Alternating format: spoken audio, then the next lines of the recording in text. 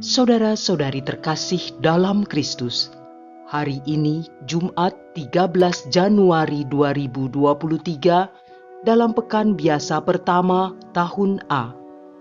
Bacaan dibawakan oleh Patricia Yuwono, Mazmur dilantunkan oleh Antonia Jovita Ari, dan renungan ditulis oleh Eustachius Panca Setianta.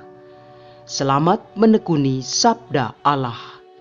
Marilah mewujudkan kebaikan bersama untuk hidup dalam damai dan sejahtera.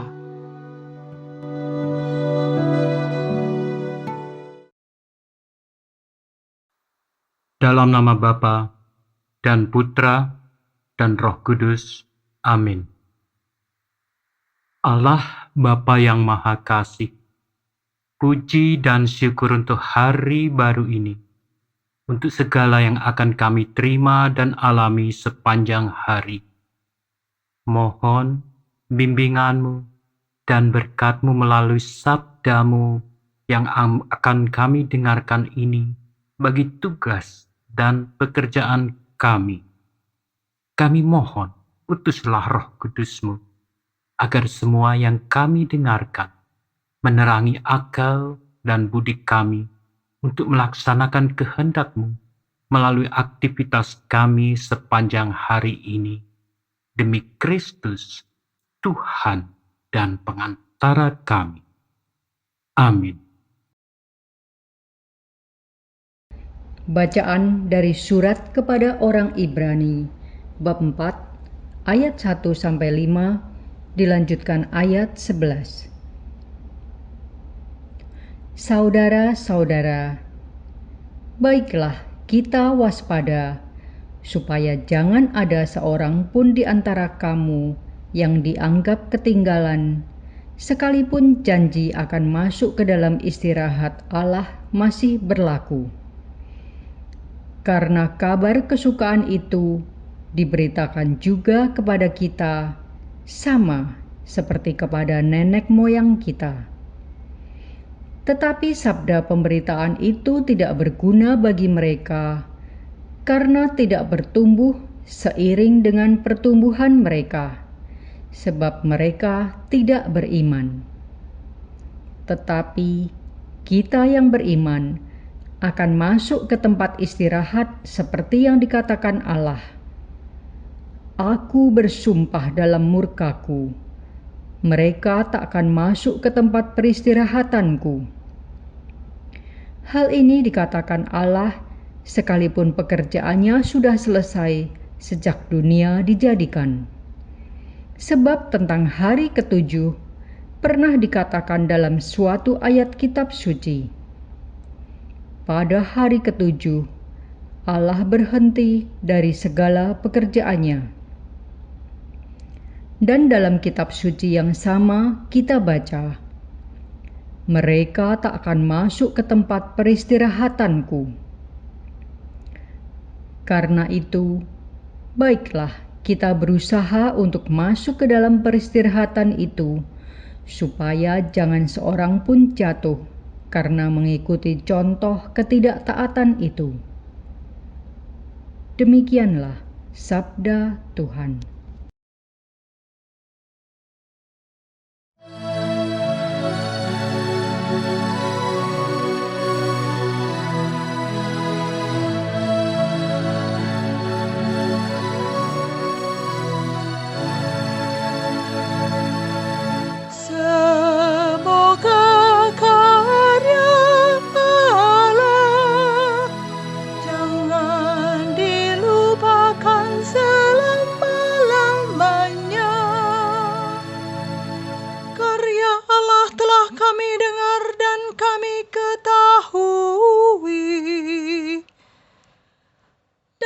Diceritakan kepada kami oleh para leluhur. Kami meneruskannya kepada angkatan yang kemudian. Puji-pujian kepada Tuhan dan kekuatannya, serta perbuatan-perbuatan ajaib yang telah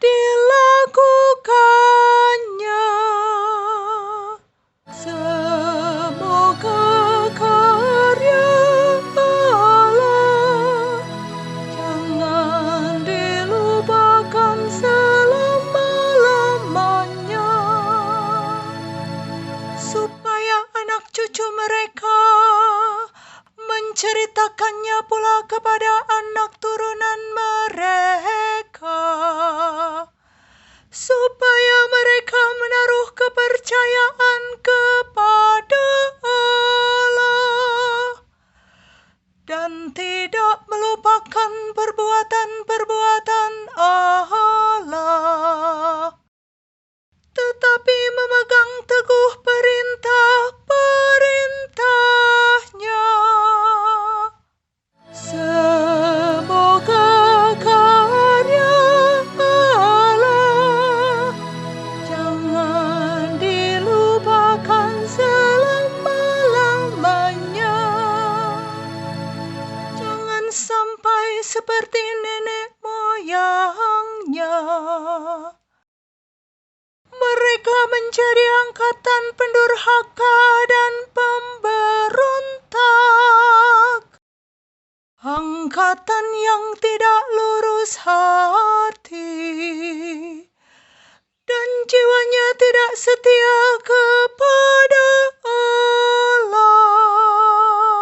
Semoga karya Allah jangan dilupakan selama-lamanya.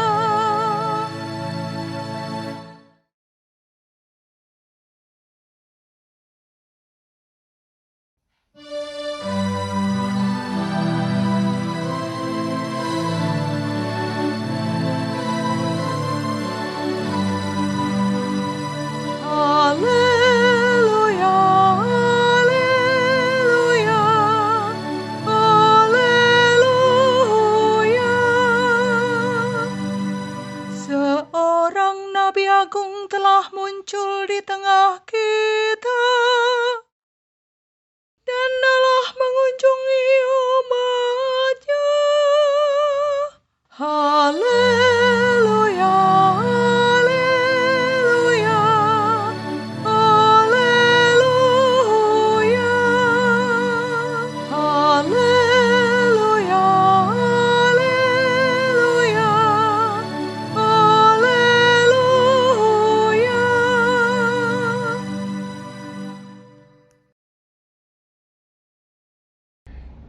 Inilah Injil suci menurut Markus, bab 2, ayat 1 sampai 12. Selang beberapa hari sesudah Yesus datang ke Kapernaum, tersiarlah kabar bahwa Ia ada di rumah. Maka datanglah orang-orang berkerumun sehingga tidak ada lagi tempat, bahkan di muka pintu pun tidak. Sementara Yesus memberitakan sabda kepada mereka, beberapa orang datang membawa kepadanya seorang lumpuh, digotong oleh 4 orang. Tetapi mereka tidak dapat membawanya ke hadapan Yesus karena orang banyak itu. Maka mereka membuka atap yang di atas Yesus. Sesudah atap terbuka, mereka menurunkan tilam tempat orang lumpuh itu terbaring. Melihat iman mereka, berkatalah Yesus kepada orang lumpuh itu, "Hai anakku, dosamu sudah diampuni." Tetapi di situ duduk juga beberapa ahli Taurat. Mereka berpikir dalam hati, "Mengapa orang ini berkata begitu? Ia menghujat Allah. Siapa yang dapat mengampuni dosa selain Allah sendiri?" Tetapi Yesus langsung tahu dalam hatinya bahwa mereka berpikir demikian. Maka Ia berkata kepada mereka, "Mengapa kamu berpikir begitu dalam hatimu? Manakah lebih mudah mengatakan kepada orang lumpuh itu, 'Dosamu sudah diampuni,' atau mengatakan, bangunlah, angkatlah tilammu dan berjalanlah. Tetapi supaya kamu tahu bahwa di dunia ini Anak Manusia berkuasa mengampuni dosa." Lalu berkatalah Yesus kepada orang lumpuh itu, "Kepadamu kukatakan, bangunlah, angkatlah tempat tidurmu, dan pulanglah ke rumahmu." Dan orang itu pun bangun, segera mengangkat tempat tidurnya, dan pergi keluar di hadapan orang-orang itu. Mereka semua takjub, lalu memuliakan Allah. Katanya, "Yang seperti ini belum pernah kita lihat." Demikianlah sabda Tuhan.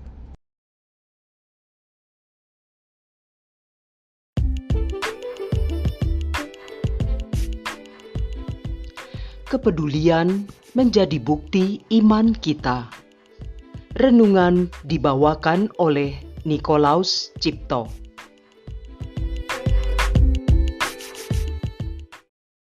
Bapak, Ibu, dan saudara-saudari yang terkasih dalam Kristus. Bacaan Injil hari ini mengisahkan tentang penyembuhan orang lumpuh dengan cara yang unik dan dramatis.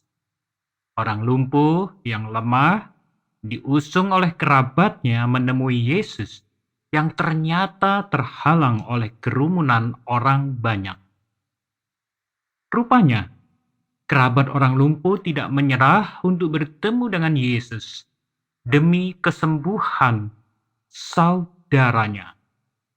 Bahkan mereka rela melakukan hal yang kurang pantas, yaitu dengan membongkar atap rumah orang dan menurunkan penderita lumpuh di depan Yesus. Bayangkan kehebohan dan drama yang terjadi pada peristiwa itu di tengah kerumunan orang banyak di hadapan Yesus. Melihat perjuangan orang yang bersusah payah membawa penderita lumpuh itu, Yesus justru berbelas kasih, mengampuni, dan menyembuhkan dia. Yesus menghargai iman kerabat penderita lumpuh itu dengan segala perjuangannya.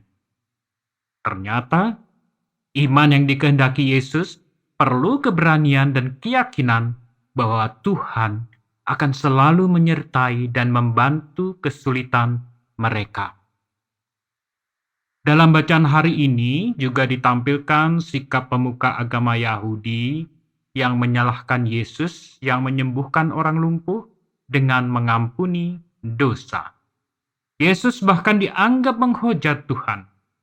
Para pemuka agama Yahudi lebih sibuk mencari kesalahan orang lain, sehingga mata dan hati mereka tidak mampu melihat karya Allah yang menyelamatkan sesama dalam diri Yesus. Kadang sikap para pemuka agama Yahudi tersebut juga mewakili sikap kita. Kita mudah sekali menilai dan mengadili orang lain daripada membantu mereka yang sedang kesusahan. Padahal, pada saat sesama kita menderita, mereka sangat membutuhkan uluran tangan kita. Bahkan saat tangan dan kaki kita tidak berdaya untuk membantu, kita masih bisa membawanya dalam doa dengan harapan Tuhan akan menolong kita yang lemah. Bapak, Ibu, dan saudara-saudara yang dikasihi Tuhan. Allah memiliki kuasa mengampuni kesalahan kita, menyembuhkan, dan membuat mukjizat yang lain dalam diri kita.